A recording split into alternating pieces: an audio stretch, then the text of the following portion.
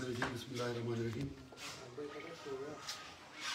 जैसा कि आप सब ने देखा कि कल से जो हमें अखबारों के जरिए सोशल मीडिया के जरिए खबरें मिल रही हैं कि जो उमर साहब की सरबराही में सरकार बनी, उन्होंने अपनी कैबिनेट मीटिंग में एक रेजोल्यूशन पास किया है जिसमें सेंटर से स्टेटहुड रेस्टोर करने के लिए कहा गया है। और ये भी खबरें गश्त कर रही हैं कि आप उमर साहब यूनियन गवर्नमेंट से टाइम सीक कर रहे हैं ताकि वो कैबिनेट की रेजोल्यूशन का जो ड्राफ्ट है जो उसमें मुतालबा किया गया है स्पोर्ट रेस्टोर करने का, he can put it to the central government.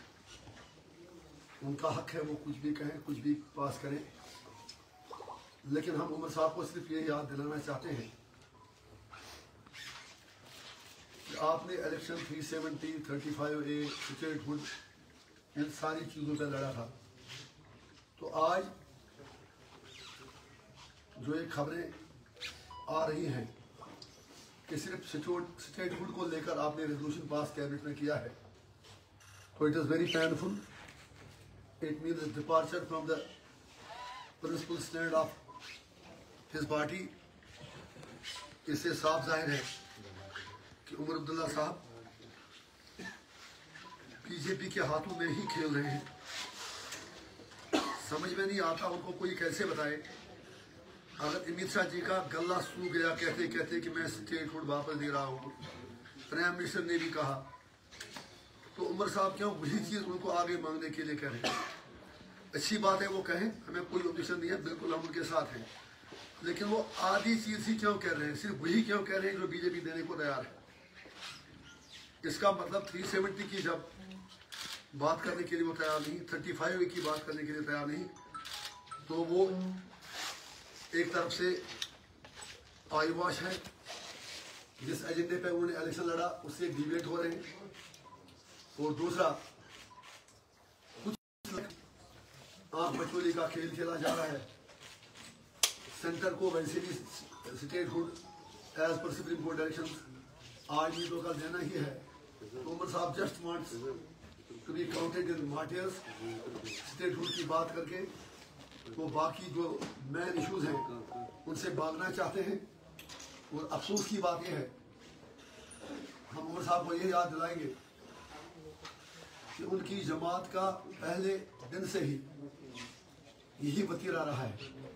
जब मरहूम शेख साहब महाराजा से इलाके के बाद पहले एडमिनिस्ट्रेटर बने, उसके बाद वज़ीर आज़म बने, तो 1953 में जब उन्हें बर्खास्त किया गया तो 22 साल के बाद वो कांग्रेस की मदद से वज़ीर आज़म नहीं बल्कि वज़ीर आला के तौर उन्होंने हल्फ लिया। और आज जिस तरह शेख साहब ने डिटेल किया, बिल्कुल वही चीज़ आज उमर साहब कर रहे हैं। जो बड़े दावे लेके आए थे, जिस असेंबली को उन्होंने मिनिस्ट्रिटी कहा था, जिस सरकार को मिनिस्ट्रिटी कहा था, आज एक दिन में जब वोट दिया तो जो मैंने ऑब्जर्व किया 3 बार उमर साहब ने ड्रेस चेंज किया एक दिन में। एक तरफ कह रहे हैं कि कश्मीरी बड़े मातम में है, मिनिस्ट्रिटी बन गई। सुबह जब शेख साहब के मज़ार पे गए तो उनका एक ड्रेस था। It can be personal thing, he is at liberty to do what he wants, but since he is the chief minister we have to observe these things. मेरे हिसाब से उनके लिए मातम का दिन होना चाहिए था जब उन्होंने ओथ लिया। बाकी फॉर्मलिटी ठीक है कहना अब ये गवर्नर आज नहीं रहेगा, ये नहीं रहेगा, लेकिन let all of you mark the thing. सुबह उन्होंने मज़ार शोहदा अपने दादा जान के खबर पे जाके, मरहूम शेख साहब के खबर पे जाके उनका ड्रेस एक था, फिर जब ओथ लिया तब दूसरा ड्रेस था, जब सेक्रेटरीट गए तब तीसरा ड्रेस था। तो इसका मतलब वो तो खुशी से उछल नहीं रहे थे कि मैं सीएम बन गया। जैसे किसी बच्चे के हाथ में कोई वो जहाज का खिलौना देते, कहते देखो बेटा ये तो जहाज जा रहा है, हमने आपको ला के दिया। What was the fun? He should have been serious that day. उनकी सीरियसनेस का मैं फिर कहता हूँ, उनकी ज़ाती चॉइस है, मैं कोई अटैक नहीं कर रहा हूँ। लेकिन इस चीज से आप सब लोग मार करें कि दिन में जो आदमी 3 ड्रेस चेंज करे औसत के दिन, इसका मतलब है जो रियल इशूज है, इज नॉट बॉदर। वो खुश थे कि किसी तरह से लंगड़ी लूटी कुर्सी उन्हें मिल गई, और अगले दिन उन्होंने उससे भी गड़बड़ कर दिया, लोगों की आंखों में धूल जमने के लिए कि अब मैं सेंटर से स्टेटहुड वापस ले रहा हूँ। अरे भाई, आपने इलेक्शन जब लड़ा तब आपने बहुत बड़ा लंबा एजेंडा दिया था, अब तो आप उसे भाग रहे हैं। लिहाजा हमें यही इस लग रहा है कि इस माने वो बीजेपी से अपनी दोस्ती को जस्टिफाई करने की कोशिश कर रहे हैं। जैसे उन्हें मोदी जी, अमित शाह जी की खूब जमकर तारीफ की। हम मानते हैं कि उन्हें सरकार चलाने के लिए सेंटर का ताउन चाहिए, और हम सेंटर से भी अपील बार बार करते हैं as citizen of this place कि सरकार, उनकी जो सेंट्रल सरकार है, वो उमर अब्दुल्ला साहब की सरकार को भरपूर सपोर्ट दे एडमिनिस्ट्रेटिव इशूज पर, डेवलपमेंटल इशूज पर। लेकिन उसका मतलब ये हरगिज नहीं है कि उमर अब्दुल्ला अपनी सारी खुद ही सारा कुछ मतलब छोड़ देंगे। वो बहाना ढूंढ रहे हैं मोदी जी से, बीजेपी सरकार से ताल्लुकात बढ़ाने का। तो आज की इस प्रेस कॉन्फ्रेंस का मेन मकसद हमारा यही है कि उमर अब्दुल्ला साहब ये वजाहत करें, जैसा उन्होंने भी पीछे भी कहा कि जब तक ये सरकार है वो 370 इनसे वापस लेने की उम्मीद नहीं करेंगे, इनसे मांगेंगे नहीं। तो मेरा फिर उनसे सवाल है कि क्या अगर बीजेपी 100 साल तक पावर में रहेगी, should Kashmiris wait for 100 years to ask for their rights? I'm not talking of seeking for their rights. Political struggle अपनी जगह, सिर्फ कहने से भी अगर वो कहते हैं बात तब तक नहीं करेंगे, इट इज अनफॉर्चुनेट। दूसरा एक इम्पॉर्टेंट बात मैं उनसे कहना चाहूँगा, उन्होंने ओथ तो श्रीनगर में लिया, अब सरकार उनकी है, वो जम्मू कश्मीर के लोगों को ये बता दें, लोग जानना चाहते हैं कि उनकी कैपिटल कौन है, उनकी सरकार श्रीनगर में रहेगी या जम्मू में रहेगी, इस चीज की वजाहत करें। हम उन पर ये छोड़ते हैं इस सवाल का जवाब। हमारी ये ख्वाहिश है, हमारा मुतालबा है कि दरबार मुखी जो ट्रेडिशन है वो चलती रहे। ये एक बॉन्डिंग है दो रीजन्स के दरमियान, इसमें सिर्फ ये देखना कि कुछ करोड़ का खर्चा आता है, I don't think that is justified. उससे ज्यादा ये दो रीजनों के दरमियान एक मतलब इंटीग्रेशन का काम करती थी, सोशल इंटीग्रेशन का, मॉरल इंटीग्रेशन का। एक दूसरे को जम्मू और कश्मीर के लोग समझते थे और एक दूसरे से दूर करने का काम दरबार मुखी ने किया है। हम उमर साहब से बड़े अदब के साथ कहना चाहेंगे कि वो इतना बता दें कि उनकी सरकार का कैपिटल जम्मू है या श्रीनगर है या दोनों है। तो अगर आपको इन हवाले से कोई बात पूछनी हो तो हम आपके सवाल का जवाब दे सकते हैं। इंजीनियर साहब क्यों किया? वो तो पर्सनल चीज है, चाहे वो आप पूछने नहीं, मैंने जवाब दे दिया। इंजीनियर साहब उनका सवाल है जो आपने कहा, मैंने उसका जवाब दे दिया। पहली बात है कि जो भी पब्लिक लाइफ है उसका कोई चीज पसंद नहीं होता, is reflection of the society. उससे लोग मतलब people take cue from the person. अगर इंजीनियर से कुछ किया था तो मेरे फॉलोअर भी वही चीज देखेंगे। कहने का मतलब यह है, इंपॉर्टेंट देखा उमर साहब ने ओथ लिया उस दिन उनको सीरियसनेस लेना चाहिए था जब खुद उन्होंने कहा कि वो म्युनिसिपलिटी को रिड्यूस हो गई है जो हमारी ये गवर्नमेंट है। तो थोड़ा उन्हें विनम्रता, हम्बलनेस, सीरियसनेस मिलनी चाहिए थी। लेकिन लग रहा था कि जो मैं कह रहा हूँ, 3 ड्रेस बदलाने की जरूरत क्या थी उसी दिन, व्हाट वाज ही कमिंग, आप बताएं। इंजीनियर साहब, उमर अब्दुल्ला पे काफी ज्यादा उम्मीद है आपको भी। आप नॉर्थ कश्मीर को आप जिस तरीके से बात कर रहे हैं, नॉर्थ कश्मीर को आप रिप्रेजेंट कर रहे हो, देश के पार्लियामेंट में आप जाने वाले, सेशन लगने वाला है, तो what peoples will expect from you? जो हमारा एजेंडा 2008 से जिस तरह हम असेंबली में बात करते थे, हमारी पार्टी रायशुमारी पे बात होगी। मेरी बात सुनिए ना, आप बार बार मुझे क्यों वो चीजें कह रहे हैं जो आपको कोई और कह रहा है कहने के लिए। मैं तो आपने सवाल किया, मेरे सवाल बिल्कुल मैंने बार बार कहा कि जम्मू कश्मीर के मसले का हल लोगों से पूछ के किया जाए। अगर उससे कोई अच्छा हल मोदी जी के पास या किसी और के पास है, टेबल पे आके बात करें। अभी जयशंकर जी भी पाकिस्तान गए थे, तो हमें उम्मीद है कि उन्होंने पर्दे के पीछे तो कुछ बोला है ना, वो ना करके हाँ उन्हीं से कर बैठे। मैं पता है कि कुछ न कुछ तो बात हुई होगी, क्योंकि दोनों मुल्क इस मुसीबत से छुटकारा चाहते हैं, लोग छुटकारा चाहते हैं, दुनिया आगे जा चुकी है। अब दोनों मुल्कों को चाहिए कि वो कश्मीरियों को जीने दें, हिंदुस्तानियों को जीने दें, पाकिस्तानियों को जीने दें, कि सब कॉन्टिनेंट में पीस आना चाहिए। उसके लिए जरूरी है कि इंसाफ हो। पार्लियामेंट में सवाल आपसे इंजीनियर रशीद साहब, यहाँ से मैं एक सवाल करना चाहता हूँ। One side of the story prime minister जो है तारीफ कर रहे हैं, दूसरे साइड से सेंटर के सपोर्ट को लेकर भी बात कर रहे हैं। आप जिस समझा नहीं, सॉरी, प्राइम मिनिस्टर किनकी तारीफ करें? उमर साहब की। अच्छा। जब ओथ लिया, तारीफ भी की, मुबारकबाद भी दी और कहा कि सेंटर सपोर्ट भी करेगा। Other side of the story आपको लगता है कि जो मामला इस वक्त है जमीनी सतह पर, जिस तरीके से आप रिवर्ट कर रहे हैं, ये एक हैमर होगा या एक नीट एंड क्लीन ट्रांसपेरेंसी होगी? सर, मैं तो दुआ ही करता हूँ कि प्राइम मिनिस्टर साहब ने जो कहा कि वो पूरा करें। उमर साहब को मुबारकबाद दी थी और फिर कहा कि उनका सपोर्ट भी होगा, वो वही चीज करें। लेकिन अगर आपको याद होगा, जब दफा 370 हटाया गया था 5 अगस्त 2019 को, हम सब 15-20 दिन एक अनसर्टिनिटी का दौर पूरे जेल में रहा था। पैरामिलिट्री फोर्सेस की सबसे सब करना हॉस्पिटल, पैरामिलिट्री फोर्सेस की काफी तादाद यहाँ पर आई थी। अजीब अजीब सर्कुलर्स निकाले जा रहे थे, हर कोई सोच रहा था क्या होगा। तो तब जो बाकी अदर देन एमसी जो जमातें थी, मैडम भी उसमें थी, हम भी थे, बाकी लोग थे, हमने रिक्वेस्ट किया था फारूक साहब से कि being the largest party Jammu Kashmir की, आप एक ऑल पार्टी मीटिंग बुलाएं। क्योंकि तीनों एमपी इनके आए थे, इलेक्शन ताजा ही हुआ था पार्लियामेंट का। प्लीज आपसे रिक्वेस्ट है, रिफ्रेश अपनी मेमोरी करें। तो फारूक साहब ने कहा था कि हमने कहा था कि ऑल पार्टी डेलीगेशन दिल्ली जाए, प्राइम मिनिस्टर साहब से मिले और उनसे रिक्वेस्ट करें कि कहानी क्या है, अनसर्टिनिटी क्या है। इफ यू रिमेंबर, फारूक साहब ने तब कहा था कि ऑल पार्टी डेलीगेशन ना जाए, एमसी के 3 एमपी जाएंगे और वो प्राइम मिनिस्टर मिलेंगे, दे आर पब्लिक रिप्रेजेंटेटिव। हमने भी कहा था इसी बात है, अगर इनके एमपी जाते हैं तो मिलते हैं, मिलके वहां से जवाब लेके आते हैं। लेकिन उसके बाद जब वो मिलने गए, 3 एमपी नहीं गए, बल्कि हसन मसूदी साहब गए, फारूक साहब गए और उमर अब्दुल्ला साहब गए। 1 अगस्त या 2 अगस्त की तारीख थी। उसके बाद जब वो वापस आए, पहले उन्होंने झूठ बोला कि 3 एमपी जाएंगे, क्योंकि उन्होंने ऑल पार्टी डेलीगेशन जो था जिसमें मैडम जाती, कोई और लोग जाते, उन्होंने उसको सबटाइज किया था। यादाश्त अपनी आप रिफ्रेश करें, और मैं कौम से भी कहता हूँ वो भी अपनी यादाश्त ताज़ा करें, हमारी यादाश्त मजबूत होनी चाहिए।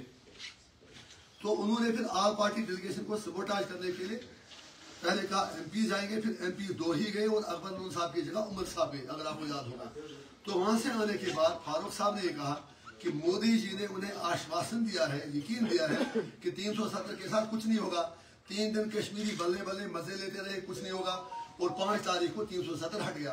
तो इसीलिए मैं कहता हूं कि एनसी को बिल्कुल 100% पता था कि 370 हट रहा है, और आज एनसी की 45 सीटें आना, इसके पीछे भी भरपूर बीजेपी का सपोर्ट था। जो अब कहानी, जो अब पर्दा हट रहा है, मेरी बेल में जो प्रोसिक्यूटिंग एजेंसी है उसकी तरफ से बार बार डिले की दरखास्त, फिर मुझे बारामूला में कैंपेन नहीं करने देना, बांडीपोरा में आधे से वापस आना, डिस्ट्रिक्ट कुपवारा में पूरा पुलिस के जरिए एक पर्टिकुलर लोगों को हेल्प कराना, ये सब आपने देख लिया। तो बीजेपी भी चाहती थी कि उन्हें कठपुतली एक रबर स्टैंप चाहिए, और उमर अब्दुल्ला साहब से अच्छी रबर स्टैंप उनके पास कोई और हो ही नहीं सकती। इसलिए उन्होंने बहुत ही टैक्टफुली, बहुत ही तरीके से उमर साहब को भरपूर सपोर्ट दिया और उन्हें इंश्योर किया कि उनको ऐसी मेजॉरिटी मिले। और आप ये भी देख लें, जो 4 या 5 इंडिपेंडेंट एमएलए भी जीत के आए, वो सारे उमर साहब के साथ गए। फिर कांग्रेस इस कैबिनेट में आई नहीं, कहते हैं ना वर्सेस पर।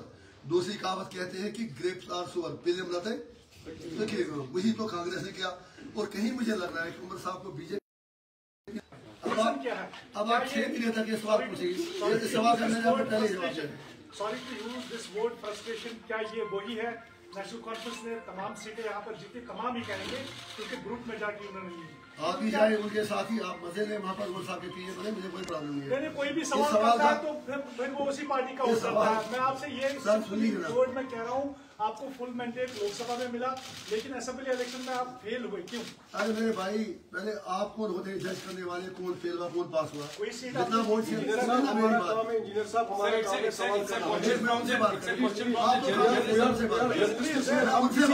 हम किसी भी तंजीम के साथ या पॉलिटिकल पार्टी के साथ उनसे बात कर रहा हूँ। आप क्यों बीच में बोल रहे हैं? आप अपनी टर्म में बोले।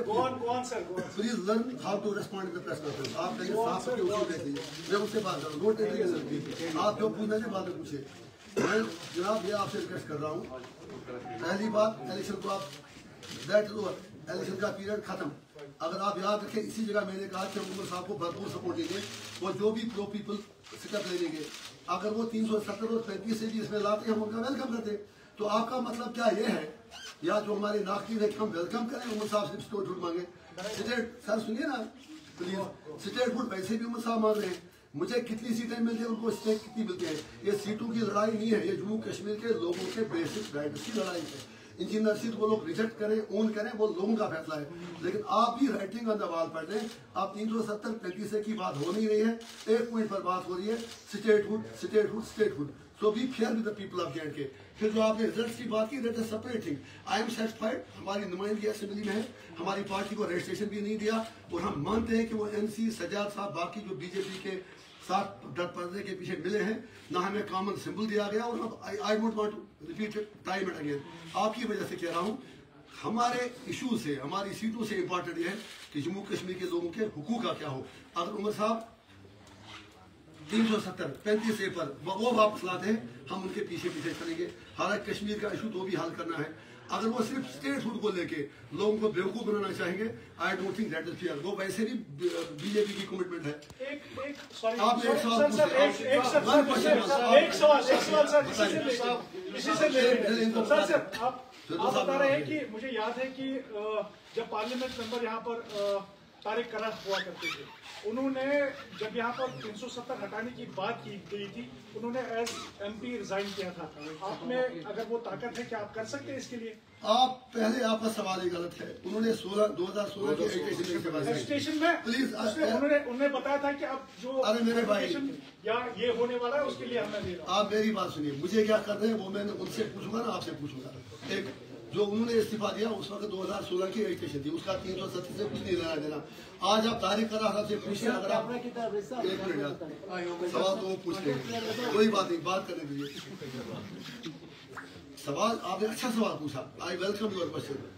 अगर तारिक करार साहब ने आपके कहने के बिल्कुल 370 पर उस वक्त इस्तीफा दिया, आज तारिक करार साहब से पूछे राहुल गांधी 370 के बारे में क्या कहते हैं आप?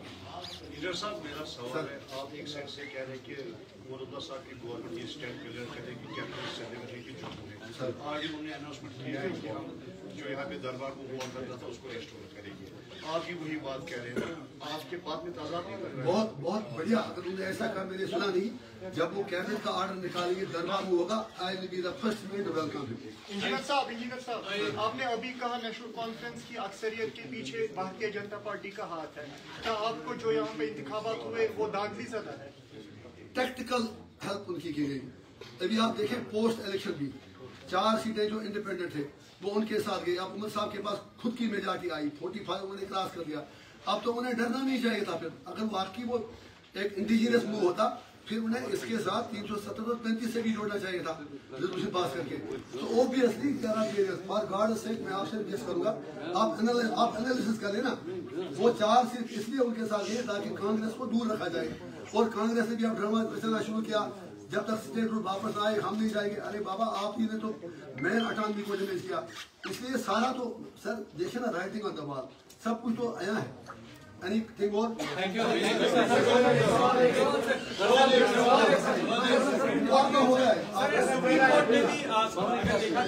की बात चल रही है, आपको लगता है कि there is a complete revert on this from supreme court?